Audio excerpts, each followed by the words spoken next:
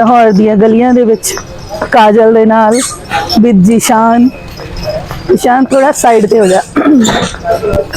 घोड़ी की सवारी तो बड़ी मजेदार है। गेट साइड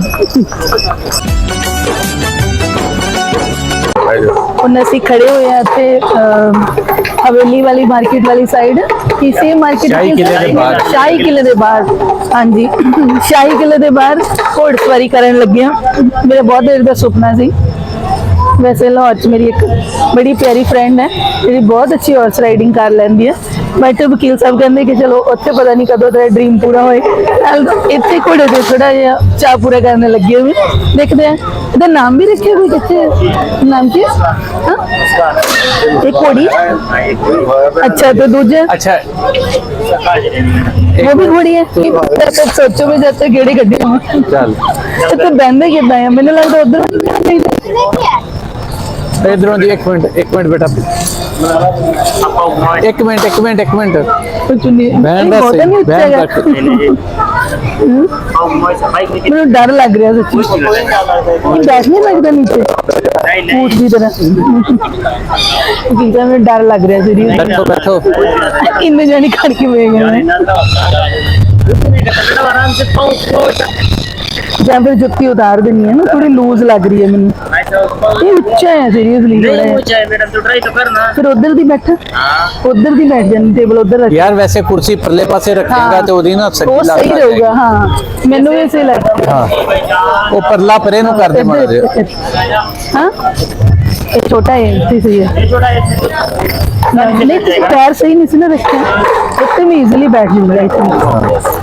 ये देखो सीधा हो जाओ मैडम सीधा हो जाओ बैठी सही है मैं सही पाँव पर करो पाँव तो कर दी और मैंने सुट ना दी भरा ये सट्टा लगी मेरे ये देखी नहीं वो कितने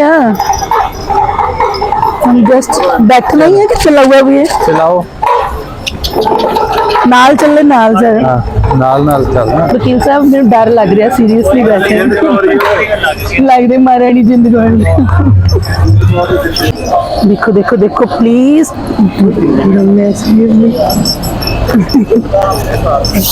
thank you Zeeshan very beautiful kajal घोड़े दी रह गई सी मेरी सवारी।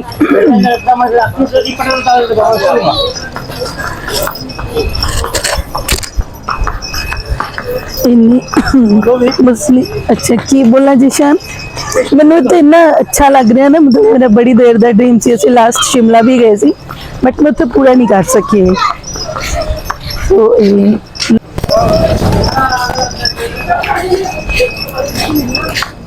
सीधे जानी का लास्ट देखो देखो देखो देखो वो घोड़ी की सवारी तो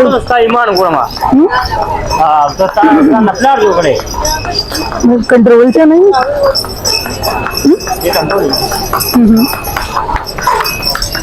घोड़ी की सवारी तो बड़ी मजेदार है। Gate side excuse me sir gate side किधर गए हो कुछ हो रहे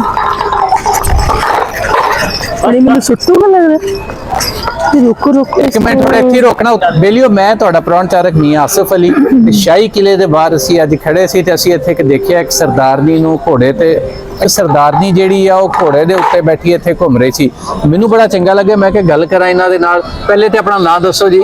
ਜੀ ਮੇਰਾ ਨਾਮ ਖੁਸ਼ਮਿੰਦਰ ਕੌਰ। ਅੱਛਾ ਤੇ ਤੁਹਾਨੂੰ ਇੱਕ ਘੋੜੇ ਤੇ ਬਹਿ ਕੇ ਇੱਥੇ ਫਿਰਨ ਦਾ ਕੀ ਖਿਆਲ ਆਇਆ? ਲਾਹੌਰ ਆਪਣੇ ਆਪ ਚ ਇੱਕ ਇਤਿਹਾਸਕ ਜਗ੍ਹਾ ਹੈ ਜੀ। ਲਾਹੌਰ ਦੇ ਵਿੱਚ ਜਿਹੜੀ ਵੀ ਕੋਈ ਚੀਜ਼ ਛੋਟੀ ਤੋਂ ਛੋਟਾ ਵੀ ਕੋਈ ਪਲ ਹੁੰਦਾ ਹੈ ਤਾਂ ਉਹ ਆਪਣੇ ਆਪ ਵਿੱਚ ਖਾਸ ਹੋ ਜਾਂਦਾ। ਸੋ ਇਹ ਸਾਡੇ ਸਿੱਖ ਇਤਿਹਾਸ ਦੇ ਵਿੱਚ ਇਸ ਸ਼ਹਿਰ ਦੀ ਲਾਹੌਰ ਦੀ ਬਹੁਤ ਤਕੜੀ ਕੰਟਰੀਬਿਊਸ਼ਨ ਹੈ ਬਹੁਤ ਤਕੜਾ ਯੋਗਦਾਨ ਹੈ। ਮੇਰੀ ਇੱਛਾ ਸੀ ਕਿ ਮੈਂ ਪੜ੍ਹਿਆ ਹੋਇਆ ਕਿਤਾਬਾਂ ਵਿੱਚ ਵੀ ਜਿਹੜੀਆਂ ਇੱਥੋਂ ਦੀਆਂ ਮਹਾਰਾਣੀਆਂ ਸੀ ਉਹ ਵੀ ਘੋੜੇ ਦੇ ਉੱਪਰ ਜਾਂਦੀਆਂ ਸੀ। मेरी बड़ी देर की तमन्ना सी कि मैं घोड़सवारी करा और मैं कदम नहीं सोचा कि मेरी ये तमन्ना इतने पूरी होगी। थैंक्स मैं ये बहुत ज़्यादा शुक्रिया अदा करती हाँ एडवोकेट अब्दुल रशीद जी का जिन्होंने मैंने इंस्पायर कराया कहते कि ये ड्रीम तो अपना इतने पूरा कर ਸੋ ਤੁਸੀਂ ਇਸੇ ਤਰ੍ਹਾਂ ਹੀ ਮੈਨੂੰ ਬਸ ਘੁੰਮਦੇ ਦੇਖਿਆ ਤੇ ਥੈਂਕ ਯੂ, ਤੁਸੀਂ ਇਹਨਾਂ ਪਲਾਂ ਨੂੰ ਆਪਣੀ ਇੰਟਰਵਿਊ ਜਰੀਏ ਜਾਂ ਫਿਰ ਕਿਸੇ ਹੋਰ ਮੂਮੈਂਟ 'ਚ ਕੈਪਚਰ ਕਰ ਰਹੇ ਇਹ ਹੋ। ਬੜਾ ਸਾਡੇ ਲਈ ਵੀ ਹੈਰਾਨਕੁੰਨ ਇਹਨਾਂ ਲਈ ਤੇ ਯਾਦਗਾਰ ਹੈ ਹੀ ਹੈ ਕਿ ਲਾਹੌਰ ਦੇ ਵਿੱਚ ਘੋੜਸਵਾਰੀ ਬਹਰਹਾਲ। ਤੇ ਅੱਛਾ ਇਹ ਦੱਸੋ ਕਿ ਮੁੜ ਕੇ ਵੀ ਤੁਸੀਂ ਇੱਥੇ ਪਹਿਲੇ ਵੀ ਕਦੀ ਆਏ ਹੋ ਇੱਥੇ ਲਾਹੌਰ? ਮੈਂ ਪਹਿਲਾਂ ਵੀ ਆਈ ਹਾਂ ਪਰ ਮੈਨੂੰ ਘੋੜਸਵਾਰੀ ਕਰਨ ਦਾ ਸਬੱਬ ਜਿਹੜਾ ਉਹ ਅੱਜ ਹੀ ਮਿਲਿਆ। ਹਾਂਜੀ ਦੋਸਤੋ, ਸਾਡਾ ਦੇਸ਼ ਪੰਜਾਬ ਦੇਖ ਰਹੇ ਦੋਸਤੋ, ਮੈਂ ਤੁਹਾਡੇ ਨਾਲ ਅਬਦੁਲ ਰਸ਼ੀਦ। ਡਾਕਟਰ ਕਸ਼ਮਿੰਦਰ ਕੌਰ ਚੜ੍ਹਦੇ ਪੰਜਾਬ ਤੋਂ ਆਏ ਹੋਏ ਘੋੜਸਵਾਰੀ ਕਰ ਰਹੇ ਤੇ ਨਾਲ ਇੱਕ ਸਰਦਾਰ ਹੋਣੀ ਉਹ ਵੀ ਸਭ ਜਾਂਦੇ ਹੋਣਗੇ ਤੇ ਇਹਨਾਂ ਨੂੰ ਪੁੱਛਾਂਗੇ ਤੁਹਾਨੂੰ ਅਚਾਨਕ ਇੱਕ ਸਰਦਾਰ ਦੀ ਘੋੜੇ ਤੇ ਬੈਠੀ ਨਜ਼ਰ ਆਈ ਤੇ ਕਿਹੋ ਜਿਹਾ ਲੱਗ ਰਿਹਾ ਜੀ? बहुत अच्छा लगा, हैरान हुआ कि ये चढ़ पंजाब से आए हमारे मेहमान हैं हाँ जी। और बस मजहबी हम आएंगी है और लाहौर में इनको इतनी रिस्पेक्ट मिल रही है, ये बड़ी बात है। तो आप किधर से आए हैं जी? मैं स्वात से आया हूँ। अच्छा, ਤੁਸੀਂ ਸਵਾਤ ਤੋਂ ਆਏ? स्वात वाले। ਗੁਰੂ ਅਰਜਨ ਦੇਵ ਦਾ ਜਿਹੜਾ ਜੋੜ ਮੇਲਾ ਉਹਦੇ हाँ, हर साल आते हैं, ਹਰ ਸਾਲ ਆते हर साल जून के महीने आते हैं। हाँ, ਡਾਕਟਰ ਕਸ਼ਮਿੰਦਰ ਕੌਰ ਘੋੜੇ ਤੇ ਸਵਾਰਾਂ ਨੂੰ ਦੇਖ ਕੇ ਤੁਹਾਨੂੰ ਕਿਹੋ ਜਿਹਾ ਫੀਲ ਹੋ ਰਿਹਾ? बहुत अच्छा फील हुआ है, बहुत प्राउड महसूस करने कि हमारी सरदारनी कुड़ी और घोड़े थे घुड़सवारी कर दी। जी सरदार जी, मेहरबानी, शुक्रिया। ਕੋਲੇ ਖੜ ਜਾਓ ਜੀ, ਦੂਸਰੀ ਸਾਈਡ ਤੇ ਇੱਕ second। ਚੰਗਾ ਵੀ ਕਾਜਲ, ਬਾਈ ਬਾਈ।